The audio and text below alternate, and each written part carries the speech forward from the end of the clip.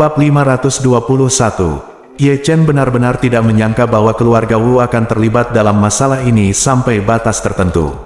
Geng pengemis yang dibenci ini sebenarnya dirintis oleh kakak ipar Wu Donghai. Diperkirakan dukungan dari keluarga Wu sangat diperlukan di baliknya. Awalnya, dia masih menunggu keluarga Wu datang, dan tidak siap mengambil inisiatif menyerang keluarga Wu. Namun, kali ini, dia harus mengoperasi saudara ipar Wu Donghai terlebih dahulu. Jadi, dia segera berkata kepada Liu Zhaochen, "Saya akan memberi Anda kesempatan untuk menebus dosa-dosa Anda. Anda harus memanfaatkannya, jika tidak, saya akan membiarkan Anda berakhir seperti saudara Anda." Ketika Liu Zhaochen mendengar ini, dia berkata dengan penuh semangat, "Saudaraku, jika ada yang harus kamu lakukan, tanyakan saja padaku, dan aku tidak akan pernah menyerah." Ye Chen berkata, "Kamu harus menelepon tetua klan pengemis yang secara khusus berurusan denganmu sekarang. Katakan padanya bahwa ada yang salah dengan mobilmu, dan minta dia datang ke sini untuk menjemputmu secara langsung." Liu Zhaochen segera mengangguk dan berkata, "Baiklah, kakak, saya akan menelepon sekarang. Tempat ini tidak jauh dari Suzhou dan Hangzhou. Saya rasa mereka akan segera tiba." Ye Chen bersenandung, berbalik dan berkata kepada Chen Zekai di belakangnya, "Chen tua, saya tidak peduli metode apa yang Anda gunakan, dalam waktu 1 jam, saya ingin melihat saudara ipar Wu Donghai di sini." Chen Zekai segera berkata, "Jangan khawatir, Tuan Muda, saya akan segera mengaturnya." Liu Zhaochen sangat ingin memberikan kontribusi dan berkata dengan tergesa-gesa, "Ngomong-ngomong, saudaraku, istri Sue Nanshan adalah salah satu tetua klan pengemis dan bertanggung jawab atas keuangan. Dan dia juga penasihat militer wanitanya. Benarkah?" Ye Chen mengerutkan kening dan bertanya, "Apakah kalian berdua melakukan bisnis yang tidak bermoral seperti ini?" "Ya," Liu Zhaochen berkata, "mereka adalah pasangan yang luar biasa. Pendapatan tahunan mereka setidaknya lebih dari 100 juta. Dikatakan bahwa mereka memperoleh lebih dari 200 juta tahun lalu." Ye Chen berkata kepada Chen Zekai, "Verifikasi masalah ini tentang Lao Chen. Jika benar, bawa dia dan istrinya ke saya."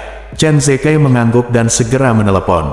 Mata-mata keluarga Ye ada di seluruh negeri, dan tidak ada petunjuk yang tidak dapat mereka temukan jika mereka mau. Suzhou dan Hangzhou adalah salah satu kota terbesar di selatan, dan kekuatan tersembunyi yang dikerahkan keluarga Ye di sini sungguh di luar imajinasi. Segera, Chen Zekai menerima berita itu dan berkata kepada Ye Chen, "Anak itu benar. Istri Sue Nanshan memang salah satu tetua klan pengemis." "Oke," Ye Chen mengangguk dan berkata dengan dingin, "Kalau begitu bawa semuanya kepadaku." Chen Zekai segera mengambil walkie-talkie dan memerintahkan sekelompok orang mematuhi perintah. "Cepat pergi ke Suzhou dan Hangzhou dan temui mata-mata lokal keluarga kami. Tidak peduli metode apa yang digunakan, kami harus membawa tuan dan nyonya Sue Nanshan di sini dalam waktu 1 jam. Suara tegas segera terdengar dari interkom, "Ya, satu kelompok akan segera berangkat." Tak lama kemudian, salah satu helikopter yang melayang tersebut langsung naik dan menuju kawasan perkotaan Suzhou dan Hangzhou. Ye Chen bertanya lagi kepadanya, "Bisakah Anda meminta informan keluarga Ye di Suhang untuk membantu saya menyelidiki berapa banyak anggota inti geng pengemis yang ada di Suhang dan membawa semuanya kepada saya?" Chen Zekai berkata, "Baiklah, Tuan Muda, saya akan memberi Anda perintah sekarang untuk mendapatkan semua yang bisa saya temukan." Ye Chen mengangguk puas dan berkata dengan dingin, "Hari ini saya akan melakukan keadilan bagi surga dan memberantas geng pengemis ini sepenuhnya." Liu Zhaochen juga mengeluarkan ponselnya saat ini, dan di bawah pengawasan Ye Chen, menelepon tetua klan pengemis yang melakukan kontak dengannya. Begitu pihak lain mendengar mobilnya mogok, dia langsung mengumpat dan mengatakan bahwa dia tidak bisa diandalkan. Liu Zhaochen hanya bisa berkata dengan suara rendah, "Penatua Liu, mobil yang saya dapatkan sudah cukup tua. Saya benar-benar minta maaf, tetapi sekarang saya hanya berjarak beberapa puluh kilometer dari Suzhou dan Hangzhou. Tidak terlalu jauh, jadi saya ingin Anda datang dan mengambilnya. Ayo pergi." Pihak lain kemudian mengutuk dan berkata, "Jika saya tidak melihat Anda mengirim lebih banyak barang kali ini, saya tidak akan mengabaikan Anda." Setelah mengatakan itu, pihak lain berkata, "Kirimkan lokasi Anda ke WeChat dan saya akan segera datang." Saat ini, pemimpin klan pengemis Sue Nanshan dan istrinya Li Kaili baru saja keluar dari villa keluarga Wu bersama putri mereka. Siang hari ini adalah hari ulang tahun saudara perempuan Sue Nanshan, istri Wu Donghai, Sue yakin. Di masa lalu, Sue yakin akan mengadakan perayaan besar untuk ulang tahunnya, tetapi tahun ini, mengingat situasi khusus putranya Wu Qi, dia memilih untuk menyiapkan makan siang sederhana di rumah. Tidak ada tamu yang diundang pada jamuan makan ini, selain keluarga saya sendiri. Saya hanya mengundang adik laki-laki saya, adik-adik saya, dan keponakan dari adik laki-laki saya. Setelah sekian lama, Wu Qi masih tetap sama dan harus makan camilan setiap jam. Jadi selama jamuan makan, Wu Qi menghilang sekitar 20 menit. Semua orang tahu bahwa dia pergi untuk makan camilan, tetapi tidak ada seorang pun di meja makan yang malu untuk memberitahunya. Setelah pesta ulang tahun, keluarga Sue Nanshan yang beranggotakan 3 orang bersiap untuk pulang. Adiknya Sue yakin mengirim mereka ke tempat parkir villa. Melihat tidak ada orang lain di sekitarnya, Sue Nanshan bertanya kepada adiknya, "Kakak, apakah kondisi Xiaoqi belum membaik?" "Tidak," Sue yakin berkata dengan wajah sedih, "selama periode ini, saya telah menemukan banyak ahli untuk datang dan melihat, tetapi tidak ada hasil. Mereka tidak memiliki solusi yang baik." Sue Nanshan hanya bisa menghela nafas dan berkata, "Kakak, menurutku kakak iparku punya masalah dengan suasana hati dan suasana hatinya akhir-akhir ini." Sue yakin berkata dengan depresi, "Terakhir kali kakak iparmu membawa Xiaoxin ke Jinling, dia menderita kerugian besar di tangan keluarga Ye dan dipermalukan oleh siapapun yang bernama Jinling. Tidakkah kamu melihat bahwa lengan Xiaoxin masih ada di gips yang terluka di Jinling?" Sue Nanshan berkata dengan marah, "Anak apa yang ingin mati seperti ini? Kakak, apakah kamu ingin aku membawa beberapa saudara dari geng pengemis untuk membunuh anak itu? Sekarang kekuatan geng pengemis menjadi lebih kuat lagi. Ada lebih dari 10.000 anggota geng yang terdaftar saja. Sobat, saya sedang bersiap untuk mencaplok semua geng pengemis di provinsi sekitar satu persatu. Saat itu, geng pengemis saya mungkin memiliki lebih dari 50.000 orang." Sue yakin berkata, "Kakak iparmu sudah merencanakan masalah ini di Jinling, jadi kamu tidak perlu khawatir." Sambil mengatakan itu, dia menatap adik iparnya, Li Kaili, dan berkata kepada kakaknya, "Kamu harus menjaga Kaili dengan baik selama periode ini. 2 bulan kehamilan adalah saat yang paling berbahaya. Jangan biarkan ada masalah terjadi pada janin." Sue Nanshan segera berkata, "Kakak, jangan khawatir, saya akan menjaganya dengan baik." Sue yakin kemudian berkata pada kakak iparnya, "Li Kaili, Kelly, kamu baru saja hamil. Jangan ikut campur dalam urusan klan pengemis untuk saat ini. Usahakan saja melahirkan bayi di rumah dan 2 kali USG bulan untuk melihat apakah itu laki-laki atau perempuan." Li Kaili buru-buru mengangguk dan berkata dengan hormat, "Baiklah saudari, saya mengerti, jangan khawatir." Sue yakin hanya bisa menghela nafas dan berkata dengan emosi, "Masalah terbesar keluarga Sue kami adalah populasinya tidak cukup sejahtera. Orang tua saya meninggal lebih awal dan hanya melahirkan 2 anak, Nanshan dan saya. Kami hanya punya 1 anak laki-laki, Nanshan. Kamu dan Nanshan sekarang saya hanya punya 1 anak perempuan, Tongtong, jadi saya harus melahirkan seorang anak laki-laki sesegera mungkin, dan 1 anak saja tidak cukup. Saat saya masih muda, saya harus memiliki setidaknya 2 anak putraku untuk meneruskan warisan keluarga Sue." Li Kaili buru-buru berkata, "Kak, jangan khawatir, saya pasti akan meneruskan garis keturunan keluarga Sue." Bab 522, Istri Wu Donghai, Sue yakin, adalah pendukung standar. Dengan status dan latar belakang keluarganya, mustahil baginya untuk masuk ke keluarga Wu.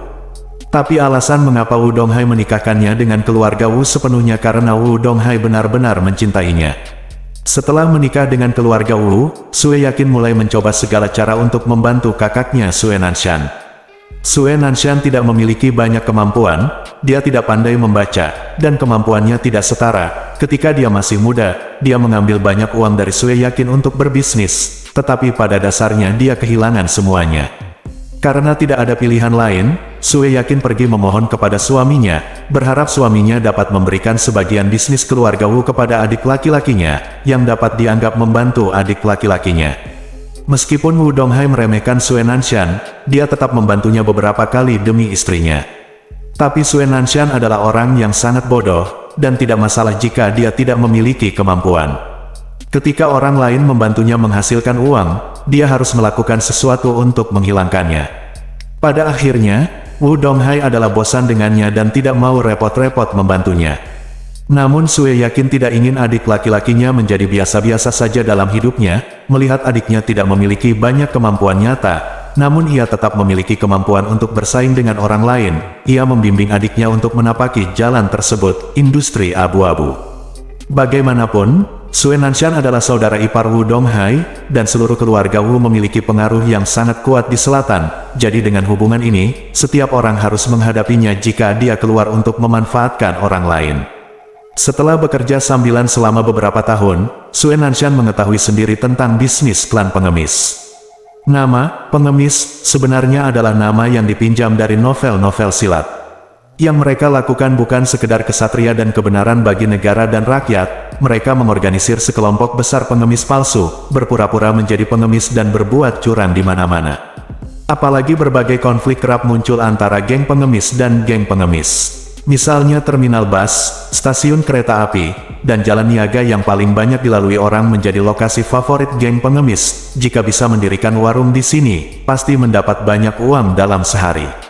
Namun, terdapat puluhan ribu pengemis asli dan palsu di sebuah kota, tentu tidak mungkin mereka semua berkumpul di lokasi prima tersebut.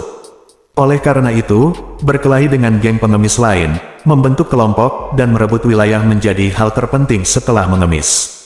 Karena pohon besar keluarga Wu, Sue Nanshan berkembang pesat dalam bisnis klan pengemis. Jika ada geng pengemis yang berani menghadapinya, dia akan segera menghancurkan mereka.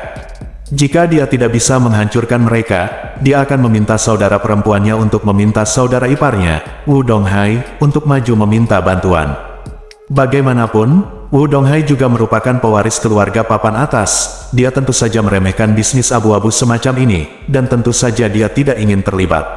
Tapi dia tidak bisa menahan istrinya berbisik ke telinganya setiap hari, bertingkah seperti anak manja di setiap kesempatan, atau menunjukkan emosinya dan berpura-pura sedih, jadi tidak ada yang bisa dia lakukan. Akhirnya, ketika dia tidak bisa berbuat apa-apa lagi, dia keluar untuk membantu Sue Nanshan beberapa kali. Ketika orang lain mengetahui bahwa bahkan ahli waris keluarga terkemuka seperti Wu Donghai akan datang untuk membantu Sue Nanshan, anggota klan pengemis lainnya tentu saja tidak berani menyinggung Sue Nanshan lagi. Oleh karena itu, Sue Nanshan berpura-pura menjadi kuat dan memenangkan seluruh geng pengemis di provinsi Zhejiang ke tangannya. Sekarang dia adalah pemimpin geng pengemis yang terkenal di daerah Jiangnan. Sue Nanshan juga sangat bangga akan hal ini, karena hal semacam ini dapat menghasilkan uang dengan begitu cepat, dan tidak perlu berpikir panjang. Semua orang menyebar, semua orang menemukan tempat, berbaring di tanah, dan kemudian menggunakan kertas putih untuk menulis sesuatu. Sebuah karya copywriting yang laku buruk hanya menghasilkan uang sambil berbaring. Dalam waktu singkat, ia telah mengumpulkan kekayaan lebih dari 1 miliar. Sue yakin secara alami sangat gembira melihat adik laki-lakinya telah mencapai prestasi yang begitu besar. Untuk iblis pendukung saudara seperti dia, tanggung jawab adik laki-lakinya adalah kelanjutan dari garis keturunan seluruh keluarga.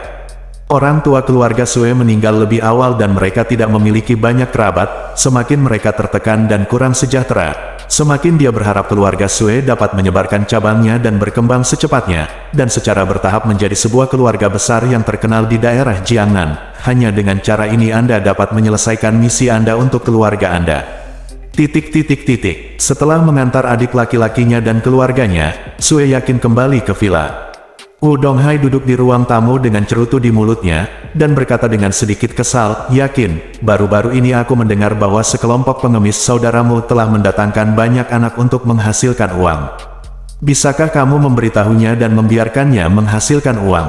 Akankah dia lebih terkendali di masa depan? Sekarang semua orang di luar tahu bahwa dia adalah saudara ipar saya Wu Donghai. Dia melakukan bisnis kotor. Orang-orang di luar mengira itu adalah hasutan saya. Keluarga Wu saya bernilai ratusan miliaran. Bagaimana keluarga besarmu bisa terlibat dalam bisnis kotor seperti itu?"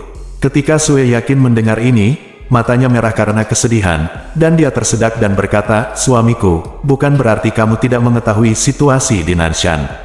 Kamu bilang dia memiliki kemampuan tetapi tidak memiliki kemampuan, berpendidikan tetapi tidak memiliki pendidikan, dan tidak punya otak.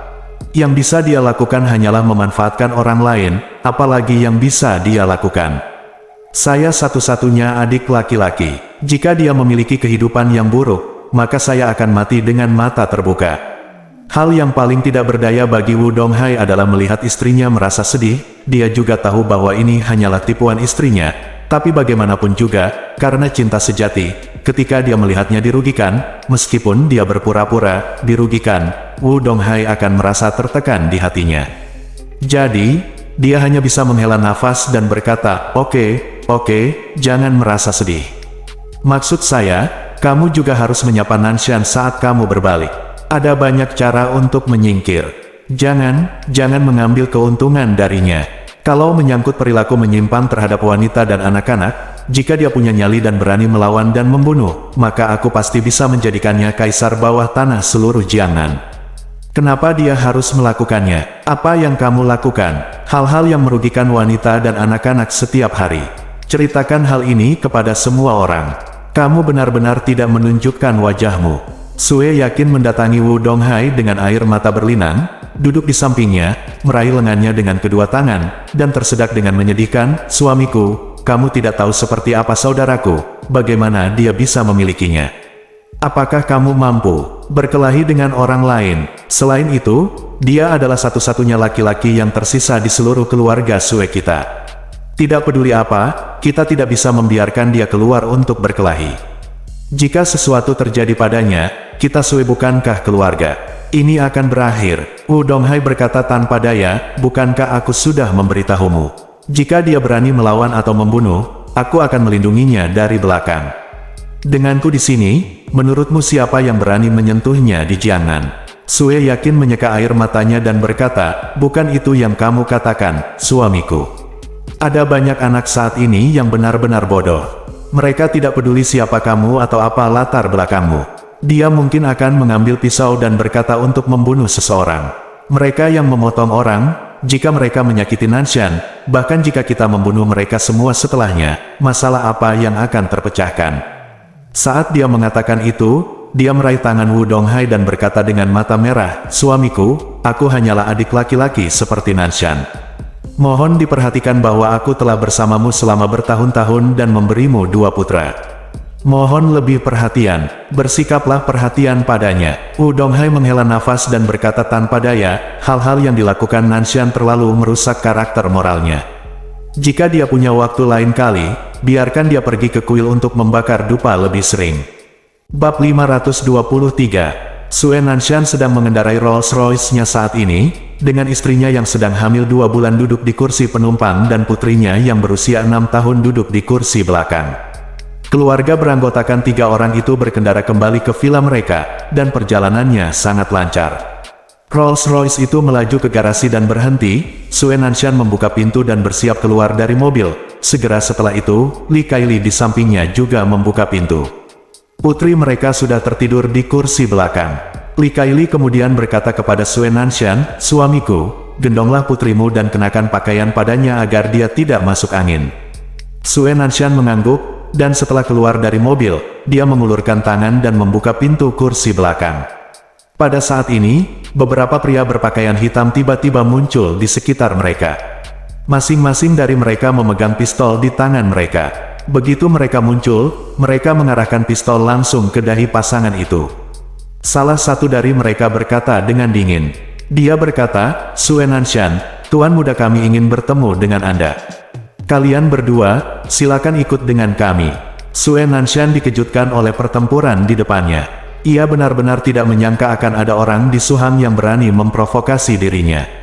Tidak hanya dia pemimpin klan pengemis, dia juga kerabat keluarga Wu dan saudara ipar Wu Donghai, siapa di Suhang yang tidak bisa memberinya wajah. Belum lagi mengincar diri mereka sendiri, bahkan jika mereka melihat diri mereka sendiri, semua orang akan mengangguk, membungkuk, dan berlutut untuk menjilat diri mereka sendiri seperti anjing. Jadi dia bertanya dengan marah, apa yang dilakukan orang-orang buta itu? Tahukah kamu siapa saudara iparku? Salah satu pria berbaju hitam berkata dengan nada menghina, bukankah kakak iparmu Wu Donghai? Sue Nanshan menegur, kamu tahu bahwa kakak iparku adalah Wu Donghai, dan kamu masih berani memprovokasiku. Apakah kamu sangat tidak sabar? Apakah kamu percaya bahwa kakak iparku dapat membuatmu sengsara hanya dengan satu kata? Petik 2. Pria berbaju hitam itu mencibir, Sue Nanshan, kamu menganggap kakak iparmu terlalu serius. Wu Donghai, seorang Wu Donghai belaka, tidak berbeda dengan seekor anjing di mata tuan muda kita. Alasan mengapa kita masih memelihara Wu Donghai sebagai seekor anjing, aku hanya ingin dia melompat-lompat selama 2 hari lagi dan bersenang-senang dengannya. Kamu, Sue Nanshan sedikit panik sekarang. Dia benar-benar tidak menyangka pihak lain tidak akan menganggap serius saudara iparnya. Tidak ada seorang pun di Suhan yang memiliki keberanian seperti itu.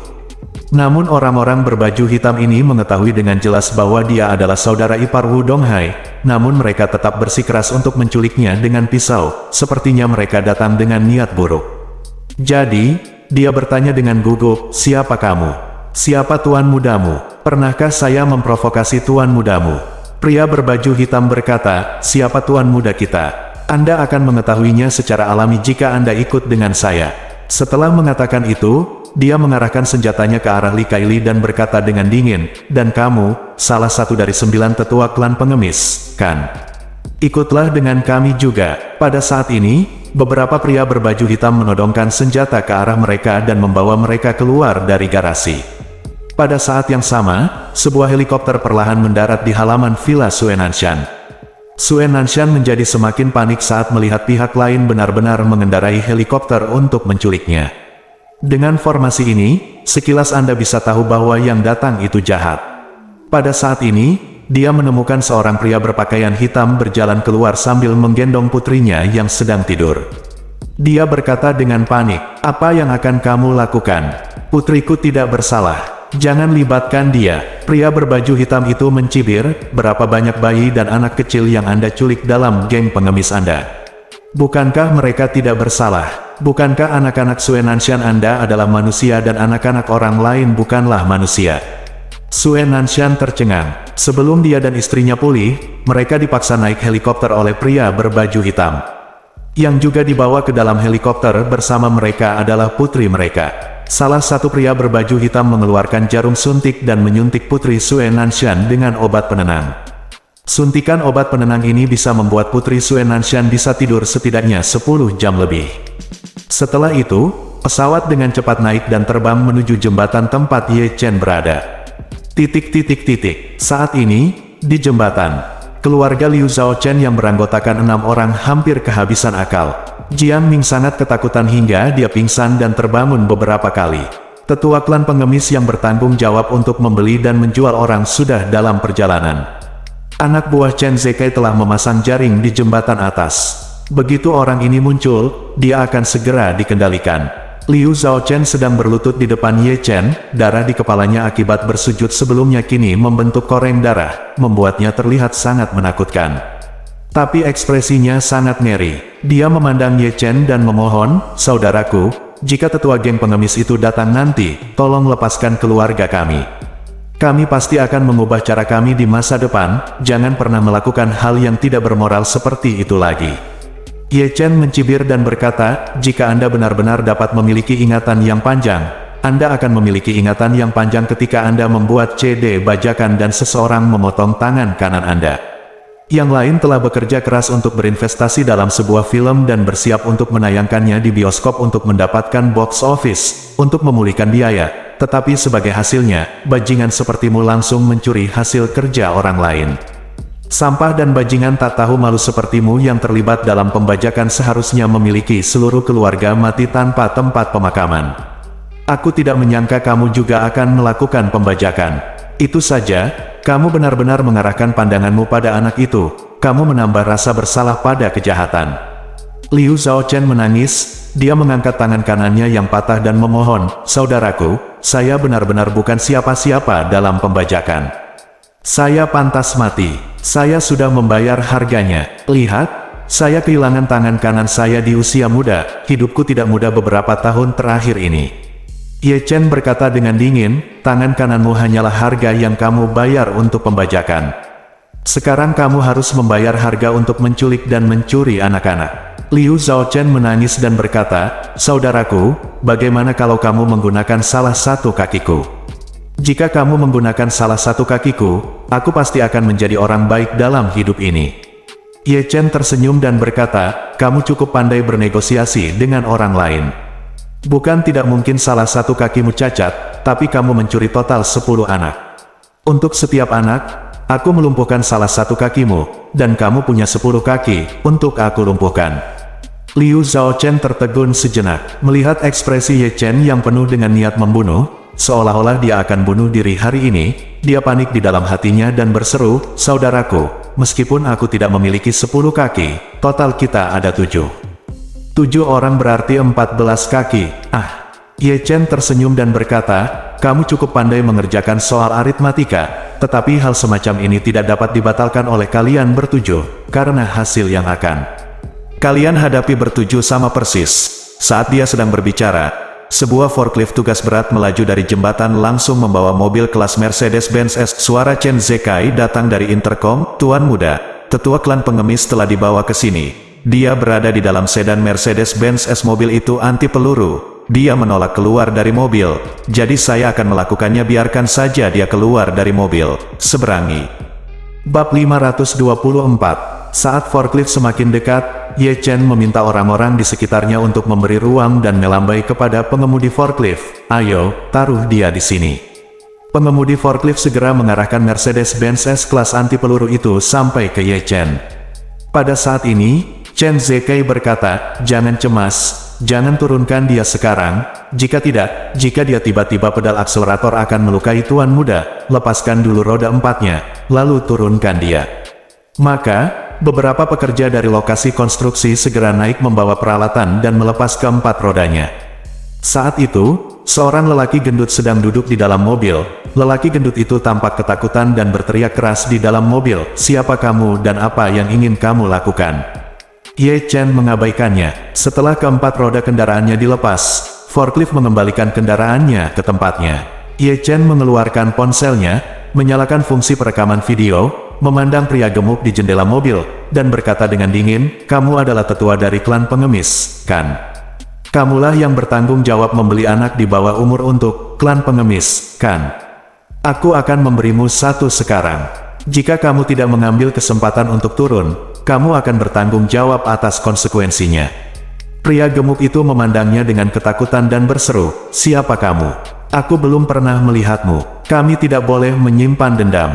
Dendam apa yang kami miliki?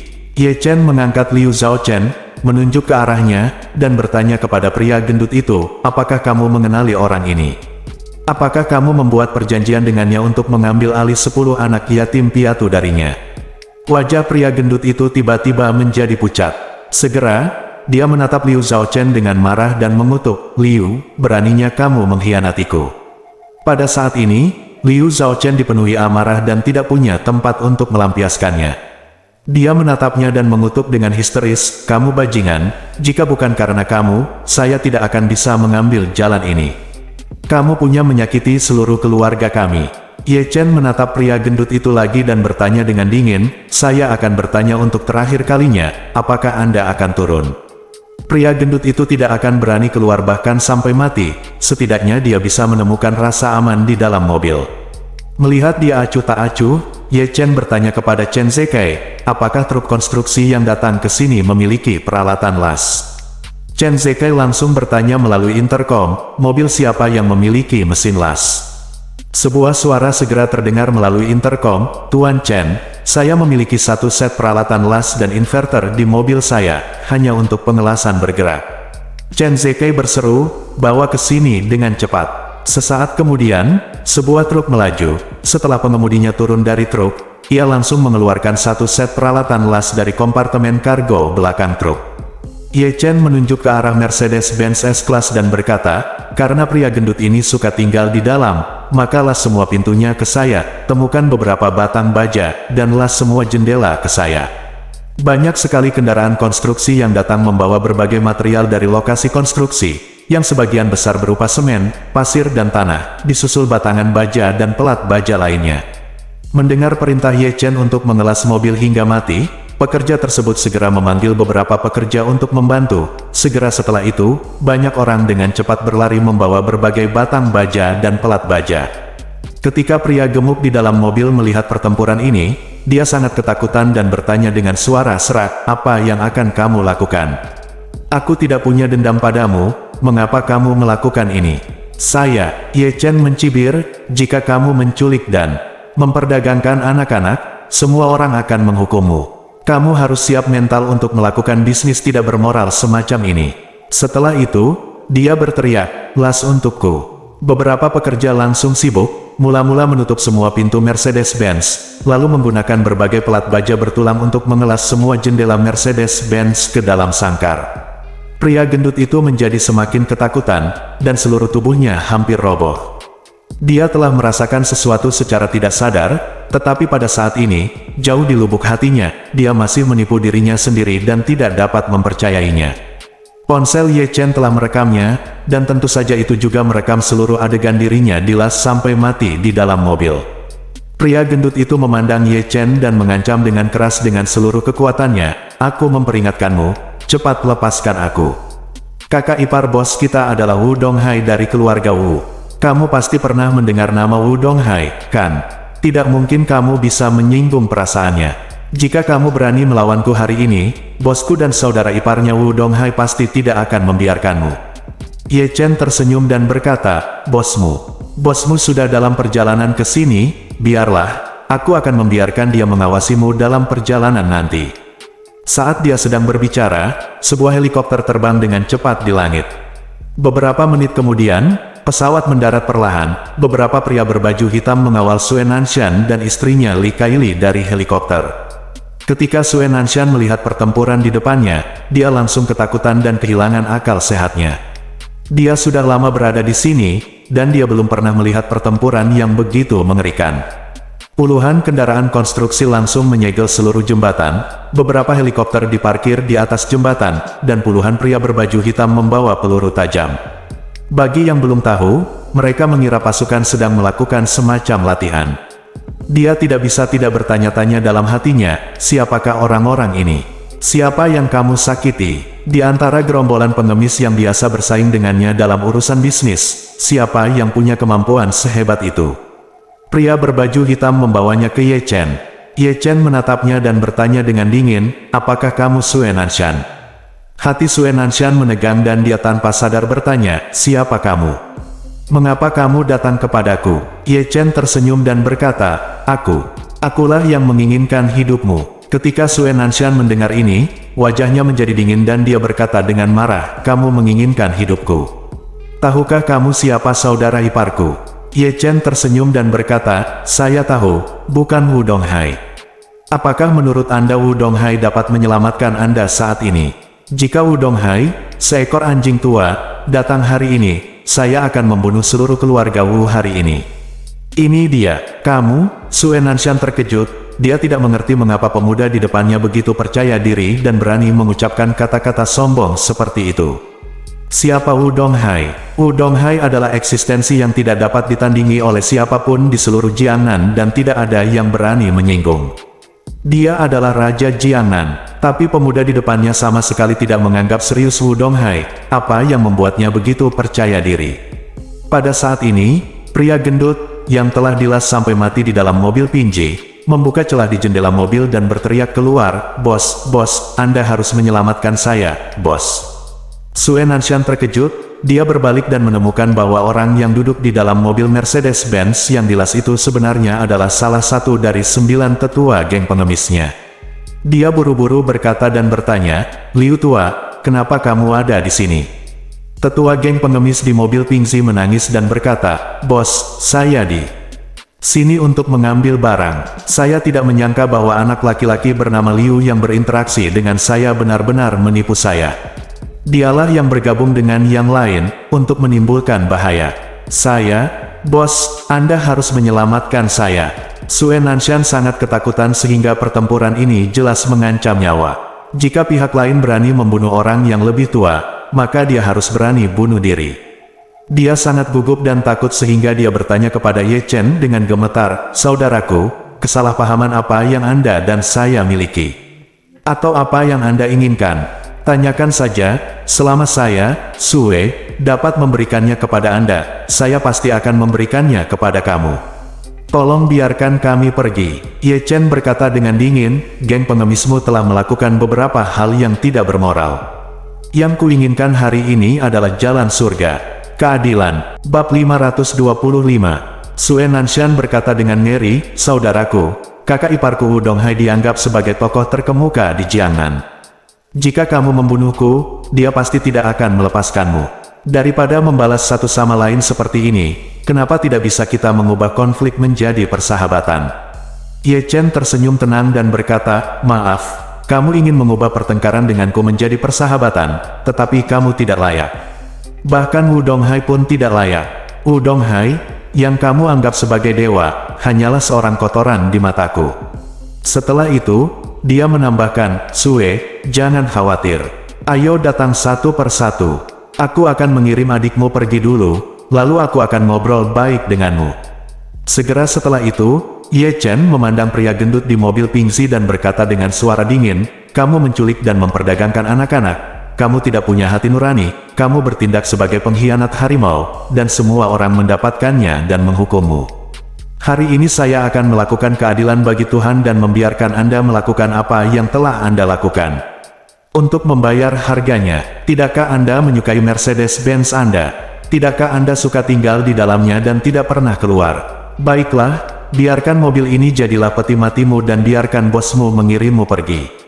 Setelah itu, dia melihat ke arah Sue Nanshan dan berkata dengan dingin, ayo, nyanyikan sebuah lagu dengan keras untukku, lagu Italia yang terkenal, Selamat tinggal, teman. Sue Nanshan tanpa sadar gemetar dan berkata, aku tidak akan.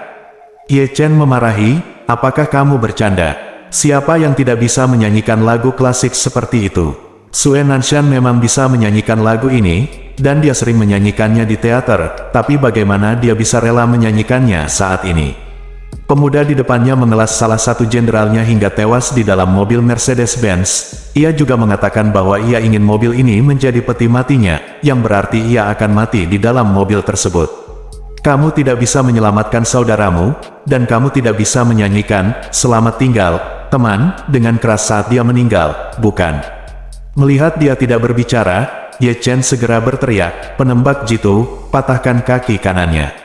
Begitu dia selesai berbicara, terdengar suara tembakan. Segera setelah itu, Sue Nanshan berlutut di tanah sambil menjatuhkan diri. Lutut kaki kanannya telah berubah menjadi segumpal daging, dan dia merengek kesakitan. Ye Chen melanjutkan, saya menghitung sampai 123. Jika orang ini tidak bernyanyi untuk saya dalam 3 detik, saya akan mematahkan kaki lainnya juga. 1, 2, ketika Sue Nanshan mendengar ini, dia sangat ketakutan hingga dia menangis dan melolong, jangan tembak, saudaraku, aku akan bernyanyi sekarang.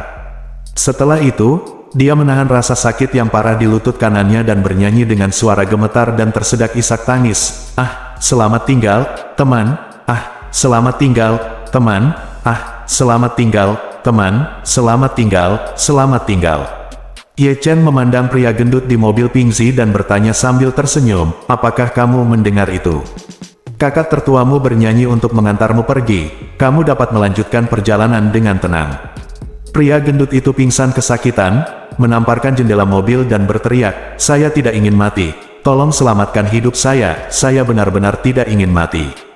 Ye Chen berhenti memperhatikannya dan berteriak, gunakan helikopter tugas berat untuk mengangkat mobil Mercedes-Benz ini untukku. Chen Zekai segera memerintahkan untuk turun. Di dalam mobil, lelaki gemuk besar itu benar-benar gila. Dia menamparkan kaca mobil dengan panik, menangis dan memohon, saudaraku, paman, tolong lepaskan aku. Aku masih muda, aku tidak ingin mati. Aku punya ibu berusia 80 tahun. Saya punya anak berusia 3 tahun, dan jika saya mati, mereka akan mati. Ye Chen mencibir, sebelum melakukan bisnis ini, kamu seharusnya berpikir bahwa kamu akan berakhir seperti ini. Helikopter berat itu mengikat Mercedes-Benz dengan kabel lalu perlahan mengangkatnya ke udara. Ye Chen berkata dengan dingin, lempar dia ke sungai. Helikopter segera terbang menuju sungai di samping jembatan, kemudian pesawat tiba-tiba memutuskan talinya, dan Mercedes-Benz tersebut jatuh ke sungai dengan kecepatan yang sangat tinggi. Mobil Mercedes-Benz ini sendiri tahan peluru, bodinya sangat berat, ditambah dengan pelat baja yang dilas berbentuk lingkaran, bobotnya pun semakin besar. Oleh karena itu, saat jatuh ke sungai dengan kecepatan tinggi, langsung tercipta percikan air yang spektakuler. Percikan air bahkan membentuk pelangi kecil di bawah sinar matahari. Tak lama kemudian, mobil Mercedes-Benz tersebut langsung tenggelam ke dasar sungai dan menghilang tanpa penundaan. Semua orang yang hadir tahu bahwa pria gendut ini pasti akan mati. Karena mobilnya telah dilas seluruhnya hingga mati, bahkan Daluo Jinxian pun tidak dapat melarikan diri. Jiang Ming, keluarga Liu Zhaochen, dan Sue Nanshan serta istrinya melihat Mercedes-Benz tenggelam ke dasar sungai, dan mereka pingsan karena ketakutan. Tidak ada yang menyangka bahwa Ye Chen akan begitu tegas dalam membunuh seseorang. Jiang Ming juga dengan jelas menyadari pada saat ini bahwa anak yatim piatu yang tumbuh bersamanya sepertinya mampu membunuhnya hari ini. Dia merangkak ke kaki Ye Chen, menangis begitu keras hingga dia kehabisan napas. "Ye Chen, tolong lepaskan aku. Aku berbeda dari mereka. Aku belum pernah melakukan hal seperti ini sebelumnya. Itu semua hati nuraniku. Aku hanya bingung dan buta sesaat. Saya mohon Anda memberi saya kesempatan lagi. Anda tumbuh bersama saya. Anda tahu bahwa saya bukan tipe orang yang keji." Petik 2. Ye Chen memandangnya dengan jijik dan berkata dengan dingin, "Jiang Ming, ada kebenaran yang harus kamu pahami. Beberapa kesalahan bisa dimaafkan, tetapi beberapa kesalahan tidak bisa dimaafkan, meskipun ini pertama kalinya." Setelah mengatakan itu, dia mengarahkan kamera ponselnya ke Sue Nanshan dan istrinya, dan berkata dengan suara dingin, "Ayo, saya akan memberi Anda dan istri Anda kesempatan untuk bertobat kepada orang-orang di seluruh negeri. Lihat di depan kamera ponselku dan memberitahumu apa yang telah kamu lakukan selama bertahun-tahun. Jika kamu memberitahuku tentang perbuatan kotormu, jika kamu berperilaku baik, aku mungkin bisa menghindarkanmu dari hukuman."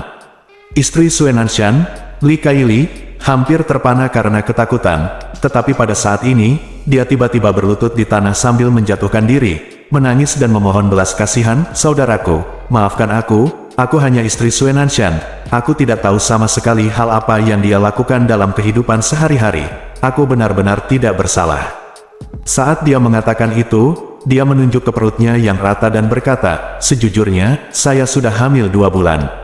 Tolong biarkan kami pergi dan beri kami cara untuk hidup." Ketika Sue Nanshan mendengar ini, dia tanpa sadar mengutuk, "Li Kaili, kamu sebenarnya ingin mengkhianatiku sekarang."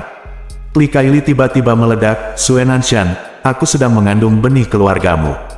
Bukankah aku juga ingin meninggalkan ahli waris untuk keluarga Suemu? Jika kita berdua mati di sini hari ini, dupa keluarga Suemu akan hilang." Padahal pemikiran Li Kaili sangat sederhana, hanya untuk bertahan hidup. Dia belum cukup hidup dan tidak ingin mati. Jika dia diminta memilih antara mati bersama suaminya atau hidup sebagai janda, dia pasti akan memilih yang terakhir. Sue Nanshan awalnya juga berpikir bahwa dia ingin hidup sendiri tanpa dia, tapi ketika dia mendengarnya mengatakan ini, hatinya tiba-tiba bergetar. "Istri saya benar. Jika Anda dan istri Anda meninggal, meskipun pemuda di depan Anda melepaskan putri Anda, dupa keluarga Anda akan terputus anak perempuan. Di mata keluarga Sue, tidak dapat melanjutkan dupa mereka." Bersambung.